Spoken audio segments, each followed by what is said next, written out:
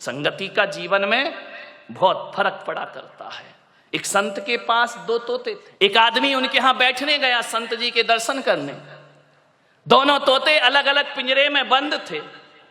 अब जैसे ही पहुंचे तो एक तोता बोला, आइए, राम राम, स्वागत है आपका, स्वागतम, आइए बैठिए। आदमी को बड़ा अच्छा लगा कि यार तोता कितना मीठा बोल रहा है। जय जिनेन्द्र, राम राम, आइए भाई साहब बैठिए, अतिथि देवो भव, आपका स्वागत है, आपका सम्मान है। इतना सुकून मिला उसको। वो मुड़ा थोड़ा सा दूसरे तोते की तरफ। दूसरा तोते ने इतनी गालियां बकी, इतनी गालियां बकी, मारो, काटो, पीटो, पकड़ो, लूटो।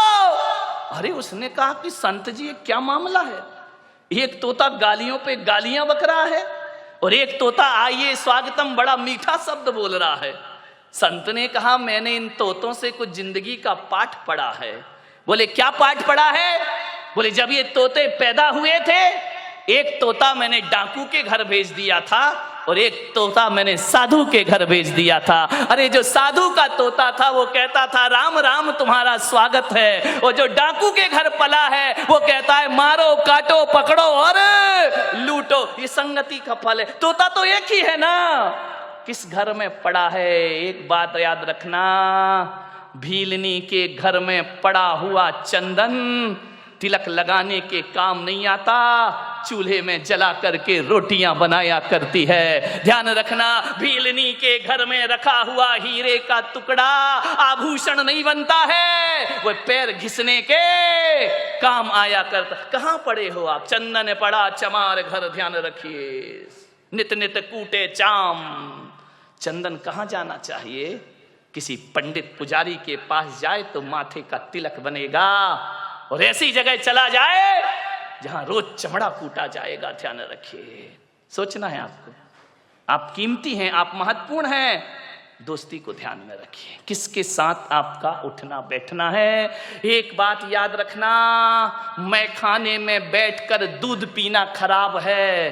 ध्यान रखिए, मैं खाने में बैठकर दूध भी पियोगे तो शराबी का दर्जा मिलेगा तुम्हें, इतना स्मरण रखना। और संत के दरबार में पानी भी पियोगे तो पानी नहीं, अमृत और आशीर्वाद का नाम उसे दिया जाता है। अमृत पान हुआ करता है। चीज तो वही है, चीज में क्या फर्क पड़ता है? संगति किसकी कर रहे हो?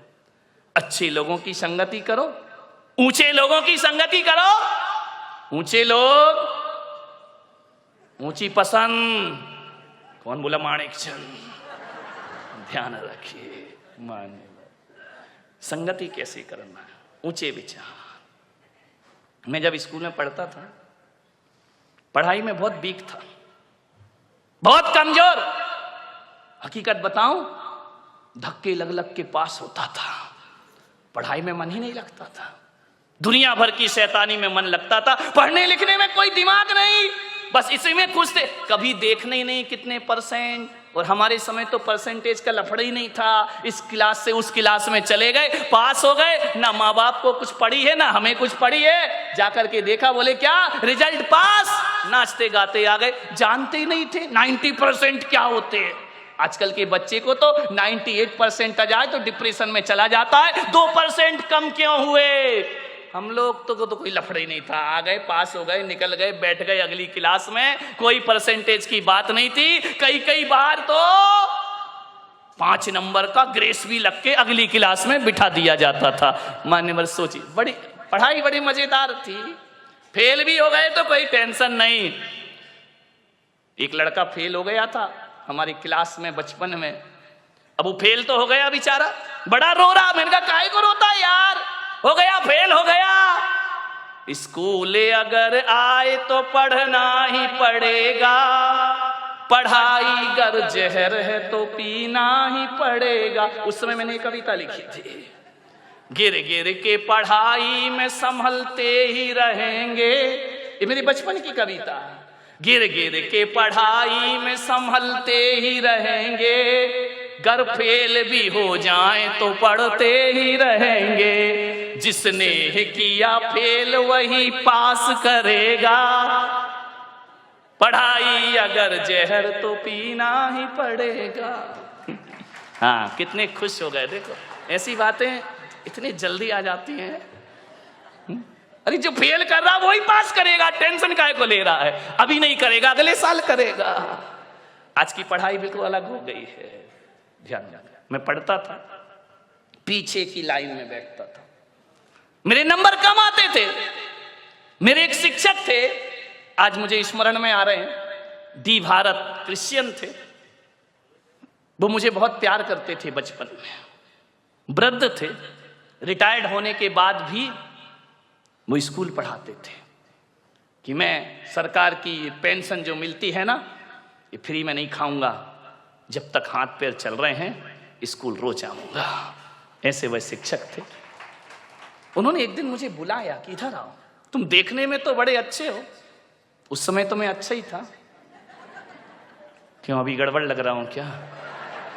ध्यान रखिए। उन्होंने कहा इधर आओ, तुम पढ़ते लिखते क्यों नहीं हो? मैंने कहा पढ़ता तो हूं, दिमाग में कुछ नहीं चढ़ता है। बोले नहीं चढ़ेगा। मालूम है, मेरी संगति खराब थी, गलत लोगों के साथ पीछे की सीट में बैठता था, मस्ती करना, टीचर पढ़ा रहा है एक दूसरे की छेड़छाड़ करना, टीचरों के नाम रखना उल्टे सीधे। स्कूलों में तो यही होता है, और क्या करोगे? उनको चिढ़ाना, उनकी नकल करना, वो चले गए तो ब्लैक। मान्यवर मुझे नहीं मालूम था उस समय, तो मुझे मजाक लगा कि क्या बकवास कर रहे हैं। 1 साल 2 साल जब मैं आगे की सीट में मैंने बैठना प्रारंभ किया, मेरे दोस्त थे अच्छे, उनके नाम मुकेश, प्रशांत, ये सब मेरे छोटे छोटे दोस्त थे, साथ पढ़ता था। वो क्लास में अव्वल दर्जे में पास होते थे। मान्यवर जो 3rd डिवीजन में मैं पास होता था, पासिंग मार्क, उन लड़कों की संगति करी, मेरे 60% नंबर आना प्रारंभ हो गए। क्योंकि वो लड़के मौज मस्ती नहीं करते थे, वो करते थे समय पर, लेकिन पढ़ाई के समय पढ़ाई। उनके साथ रह रहकर मैंने पढ़ना सीखा। मैं कहता हूं कि 2-3 साल की उस साधना में मेरे क्लास में अच्छे नंबर आने लगे। मान्यवर जिन लोगों के साथ जैसी संगति वैसी मति, ध्यान रखना, जैसी संगति करोगे वैसी मति हो जाएगी। आज मैं जो कुछ भी हूं, आज मैं बोल पा रहा हूं, मैं महाराज भी बन गया तो मुझ में इतना दिमाग बुद्धि नहीं थी, आज ईमानदारी से स्वीकार कर रहा हूं। लेकिन बोलने की कला यदि मैंने किसी से सीखी है, चिंतन सीखा है, तो तरुण सागर महाराज के साथ रह करके मैंने सब कुछ सीखा है। आचार्य गुरुवर पुष्पदन सागर जी महाराज के बाद यदि मेरे जीवन में किसी का सबसे बड़ा उपकार है तो तरुण सागर महाराज का उपकार है। 3 साल उन्होंने मुझे पढ़ाया लिखाया, योग्य बनाया, उन्होंने मुझे चिंतन सौंपा। मान्यवर कोई कैसा भी कुछ भी कहता रहे, जो जैन समाज में तरुण सागर ने चिंतन परोसा है, कोई मुनि इतना बड़ा चिंतन इस देश में नहीं परोस सका, जिन्होंने देश के जैन धर्म को जन धर्म बनाने का। आज मैं दुखी हूं क्योंकि उनसे मेरा केवल इतना ही रिश्ता नहीं है कि वो मेरे अग्रज हैं, मेरे बड़े मुनि हैं, मैं उनके संग में दीक्षित हूं आचार्य महाराज से। आज ऐसी आवाज जिसने जैन धर्म को पहचान दी, आज दिल्ली में वो आवाज लड़खड़ा रही है मेरे भाई। आज वो बीमार हैं, आज वो अस्वस्थ हैं। हकीकत में कहूं तो मेरा मन स्थिर नहीं है कि जिसने मुझे सब कुछ दिया, आज इतनी सी उम्र में वो साधु लाचार है। मैं यही कहूंगा पूना वालों से कि अपने घरों में ईश्वर से प्रार्थना करें कि तरुण सागर की आवाज दबना नहीं चाहिए, वह हमेशा आगे बढ़ती रहे। और मैं तो आज ये कहता हूं कि भगवान हम जैसे साधुओं का क्या है, मेरी भी उम्र यदि उन्हें दे दी जाए तो पुलक सागर वो करने को भी तैयार है। उनका जीवन वो समाज की धरोहर है, विरासत है। उन्होंने देश को एक सही दिशा दी है। उन्होंने मेरे से कभी छोटे मुनि जैसा व्यवहार नहीं रखा। उनके साथ बहुत से साधु रहे। हमारे संघ में जो भी दीक्षित हुए, ट्रेंड होने उनके ही पास जाते हैं, सबसे ज्येष्ठ साधु हैं। जो भी गए सबने सीखा। लेकिन तरुण सागर महाराज आज भी बोलते हैं कि पुलक सागर जो तुमने ग्रहण किया वो कोई भी साधु मुझसे ग्रहण नहीं कर पाया है। उन्होंने हमेशा मुझे अपना छोटा भाई ही नहीं, छोटा मुनि ही नहीं, उन्होंने हमेशा मुझे अपना मित्र समझा है। आज भी हमारे उनके रिश्ते आज दूर दूर होने के बाद भी सबसे घनिष्ठ मित्रता यदि किसी से है तो तरुण और पुलक सागर की जोड़ी। नॉर्थ में जाकर के आप देखेंगे यदि मैं उत्तर प्रदेश में चला जाऊं ना, दिल्ली में चला जाऊं, तो आज भी दिल्ली वाले मुझे छोटा महाराज कहकर बुलाते हैं। बड़े महाराज तरुण सागर, छोटे महाराज पुलक सागर। आज भी मैं उनकी नजरों में बड़ा नहीं बना। ऐसी जोड़ी 3 साल हम लोग साथ रहे, एक भी दिन विवाद नहीं, झगड़ा नहीं, लड़ाई नहीं, कभी जोर से नहीं बोले। नहीं तो तरुण सागर को समझना बहुत बड़ी बात है, लेकिन आज तक मैं इस भरी सभा में कह रहा हूं कि कभी हम दोनों के बीच में तू मैं नहीं हुई। कभी उन्होंने मुझे जोर से नहीं बोला, डांटा नहीं, और उन्होंने डांटा नहीं और मैंने भी कभी डांटने का अवसर उनको प्रदान नहीं किया। आज वो पीड़ित हैं, विनोद गया है संदेश लेकर, बहुत अस्वस्थ है वो। मैं आपसे निवेदन करता हूं, मत दो कुछ, एक संत को हृदय से दुआ दे दो। कभी कभी दवा जो काम नहीं करती वो दुआ काम करती है, ध्यान रखना। वो निरोग हो, वो स्वस्थ हो। मान्यवर, विषय मेरा बदल गया, लेकिन भीतर से दुख है मुझे। साल भर हो गए, 2 साल हो गए उन्हें परेशानियों को झेलते झेलते। यहां से भी गए थे तो बीमार ही थे। खैर, मैं इतना ही कहूंगा कि जिंदगी में दोस्ती हमेशा याद रहती है। महावीर का दर्शन, महावीर का चिंतन, महावीर की सोच, ये पूरा छोड़ दे, तन के कपड़े भी छोड़ दे, यहां बिठाने की बात तो छोड़। महावीर कहते हैं कि सिद्धालय तेरा इंतजार कर रहा है, ये परिग्रह छोड़, मोक्ष तेरा इंतजार कर रहा है। और अभी तू जिस पैसे को जोड़ता है, जा पहले मोक्ष में जाकर रह, सारी दुनिया अपनी झोली तेरे सामने फैला देगी। जा, कौन कहता है कि परिग्रह का सम्मान है? परिग्रह का कोई सम्मान करता है? सम्मान तो अपरिग्रह का।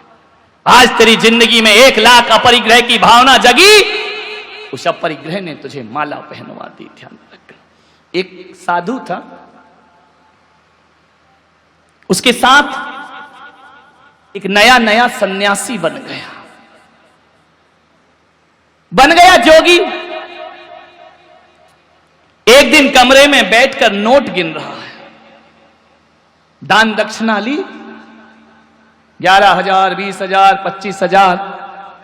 वृद्ध साधु को अच्छा नहीं लगा। उसने कहा कि तू पागल है क्या? जिस दौलत को हम लात मार के आए हैं उसे तू कमरे में गिनता है? लोगों की श्रद्धाओं के साथ खिलवाड़ कर रहा है, नोट अपने पास रखता है।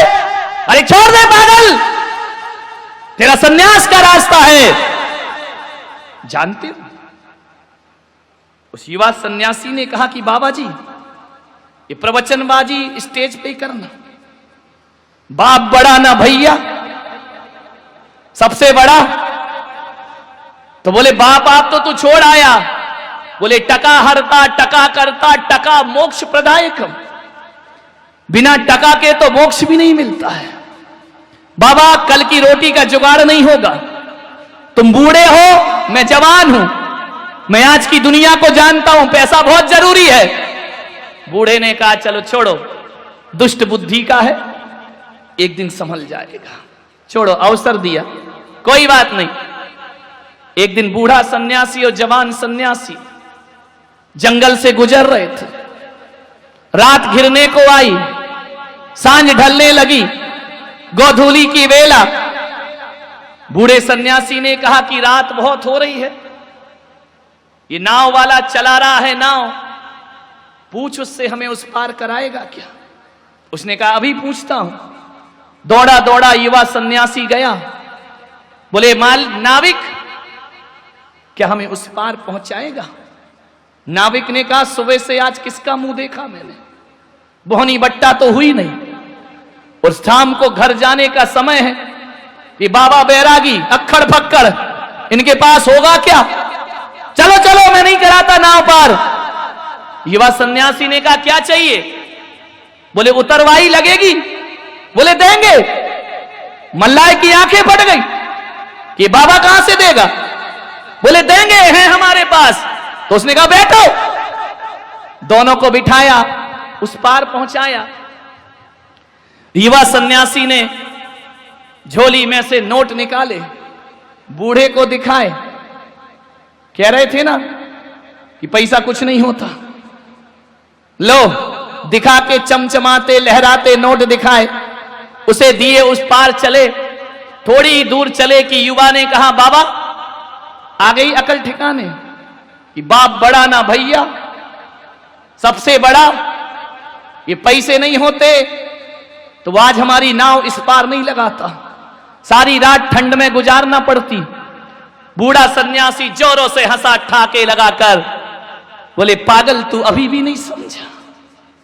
बोले इसमें क्या समझना, तुम्हारी बात मान लेता, पैसा नहीं रखता, इस पार नाव कैसे आती। बूढ़े ने कहा अभी भी नहीं समझा, कैसा बावला हुआ है तू। बोले क्या मतलब। बोले जो 20 रुपए तूने उसे दिए हैं, यदि 20 रुपए दबा के रखता तो नाव पार कभी ना होती। 20 रुपए छोड़ दिए इसलिए तेरी नाव इस पार आई। एक बात ध्यान रख, रुपयों को रखने से नैया पार नहीं हुई, बल्कि रुपयों को गांठ में निकाल कर त्याग करने से नाव पार हुई। अरे पागल, पूरे फेंक दे, नदी की क्या बात, संसार से भी पार हो जाएगा। ध्यान रखिए। कौन पार, क्या सोचते हो किसी ट्रेन में बैठना कि मैं करोड़पति हूं तो टिकट नहीं लेगा। ध्यान रखना, गरीब भी ट्रेन से सफर तभी कर सकता है जब वो पैसा दान करता है, और अमीर भी प्लेन से सफर तभी कर सकता है जब वो पैसों ने कुछ नहीं किया। जो मिलता है दुनिया में वो त्याग से मिला करता है। एक बात याद रखना, जो पेड़ अपने फलों को लुटाते हैं उनमें फिर से फल आ जाते हैं, वह खड़े रहते हैं सदियों। आम का पेड़ सदियों खड़ा रहता है, नीम के पेड़ सदियों खड़े रहते हैं, और जो पेड़ अपने फलों को छुपाते हैं, ध्यान रखना, दो तरह की वनस्पति होती है। एक वह है जो लुटाती है और एक वह है जो छिपाती है।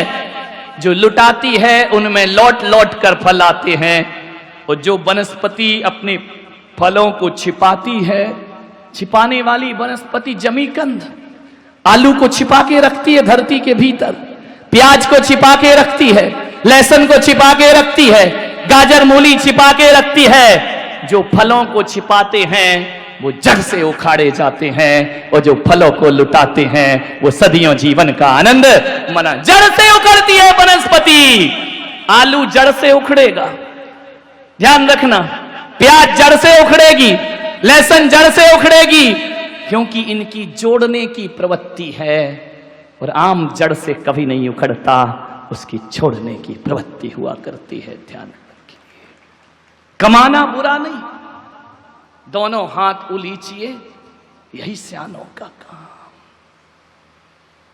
सब पुण्य पाप का खेल है। चामुंडराय यदि अपनी दौलत से गोमतेश्वर बाहुबली की स्थापना ना करते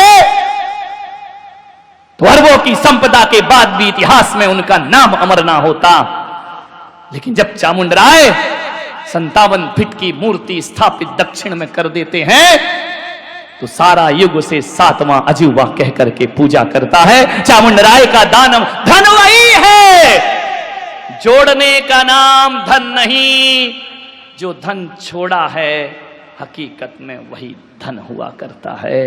जो जोड़ के रखता है वह मिट्टी है, और जो छोड़ा जाता है वो सोना हो जाया करता है। ध्यान रखें। उत्तम त्याग, त्याग का दिन है आज। दान के गुण गाएंगे। त्याग और दान में बड़ा अंतर है, जमीन आसमान का अंतर है। त्याग का दिन है और दान के गुण गा रहे हैं। औषधि शास्त्र अभय आहारा, दान 4 प्रकार 4 संग को दीजिए, अभी पूजा में पढ़ा होगा। और दान के गुण गा रहे, धर्म है त्याग का। त्याग और दान में बड़ा अंतर है, ध्यान रखना। दान 2 के बीच होता है, एक लेने वाला और एक देने वाला। त्याग में दो की जरूरत नहीं पड़ती है। त्याग कोई लेने वाला हो या ना हो, त्याग दिया तो त्याग दिया। दान पराधीन है, जब तक लेने वाला ना मिले दान कैसे करोगे आप? देने वाला ना मिले तब भी दान नहीं होगा। लेकिन त्याग स्वाधीन हुआ करता है, उसमें दो की जरूरत नहीं पड़ती। दानी को परिग्रही होना जरूरी है, त्यागी को परिग्रही होना जरूरी नहीं है। जब हो गई नहीं तो दोगे क्या? ज्ञानी को जोड़ना जरूरी है, और त्यागी को जोड़ने की कोई आवश्यकता नहीं होती है। दान थोड़ा सा दिया जाता है अपनी कमाई हुई दौलत का, और त्याग थोड़ा नहीं, त्याग पूरा का पूरा कर दिया जाता है। दान में देने के बाद कुछ बचाया जाता है, त्याग में कुछ नहीं बचाया जाता। त्याग में तो छोड़ ही छोड़ा जाता है। दान में यह देखा जाता है कि कितना छोड़ रहे हो, और त्याग में यह देखा जाता है कितना बचा रहे हो। ध्यान रखिए, दोनों में बड़ा अंतर हुआ करता है मेरे भाई। एक बार विचार करना, दान अच्छी चीजों का होता है, त्याग खोटी चीजों का होता है। दान तो अच्छी चीजें दी जाती हैं, त्याग खोटी। दो तीन चीज है। कुछ पदार्थ ऐसे हैं इस दुनिया में जिनका दान होता है, त्याग नहीं हो सकता है। कुछ चीजें ऐसी हैं जिनका त्याग होता है लेकिन दान नहीं हो सकता है। कुछ चीजें ऐसी हैं जिनका त्याग भी होता है और दान भी होता है। ध्यान रखिए।